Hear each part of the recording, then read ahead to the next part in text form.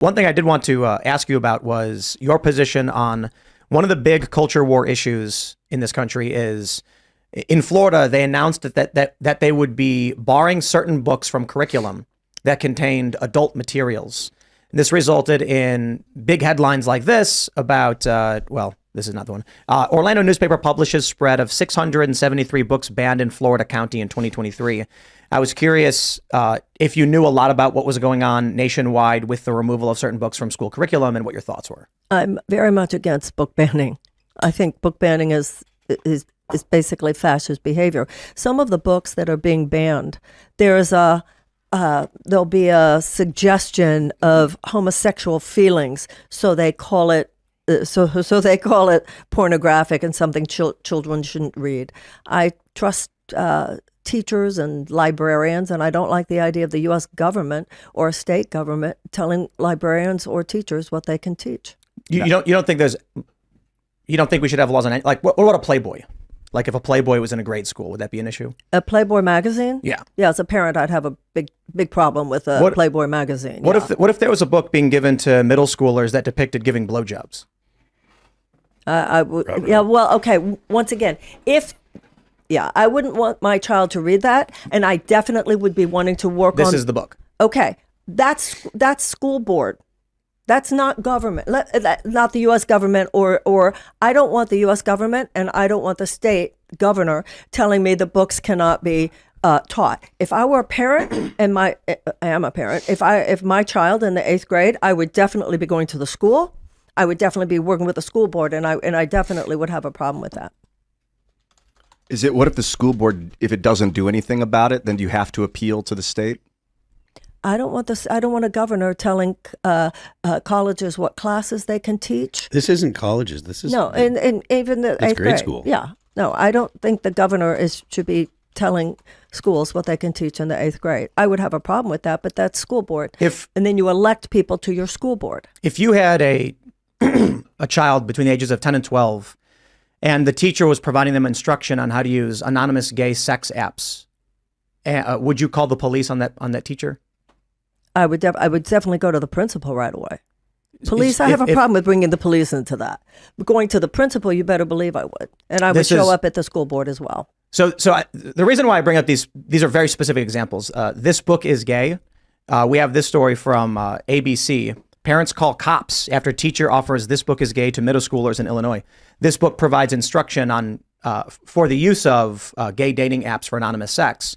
And these are middle schoolers. These are 10, 11, and 12-year-olds. Mm-hmm. So the parents finding out that the teacher was doing this, I mean, that's pedophilia. That's grooming behavior. That is outright egregious and illegal. When I don't even want to say conservatives, but it seems to be the case when, let's say someone like me, I'm from Chicago, and I grew up with a Democrat family. When I find out that adults are providing children this kind of stuff, I say that's a bad thing. We shouldn't allow that. However, for some reason, I end up with, we had the woman, what was her name from the Majority Report? Emma Vigeland? Emma Vigeland came on and actually defended that these books be kept in middle schools. No, I would not agree with Emma Vigeland. Yeah, I think she hadn't read the books either when she made that statement. I could be wrong. So this is the culture war issue. And the reason why I bring it up is I often find that people who would align themselves as more Democrat or left-leaning are not familiar with the books in question that are being challenged by parents. And so you end up with these stories that are not correct. They'll say something like, To Kill a Mockingbird. And it's like, I'm not concerned at all about ideas and philosophy. I think critical race theory as a philosophy, it can be taught in schools, but as praxis, I don't think that's appropriate. So the criticism became with Florida, it's not that they had books on critical race theory, it's that they had critical race praxis in books. But what are you calling critical race practice? Praxis. So, for instance, there's what was one example? We had, I forgot the woman's name. Was it Asra Nomani? Yeah. That was her name? Mm-hmm. A lot of the books that they were bringing into Florida would say something like, we have the classic math problem where it says a train leaves Cincinnati traveling 50 miles an hour and a train departs Pittsburgh traveling or whatever. And, at what point do they pass? But now what the books are doing, it'll say Evan is white and has been detained by police 2 times in the past year. Jamal is black and has been detained 17 times. What percentage of the times have police been racist? And these are the kinds of questions that are being put in books.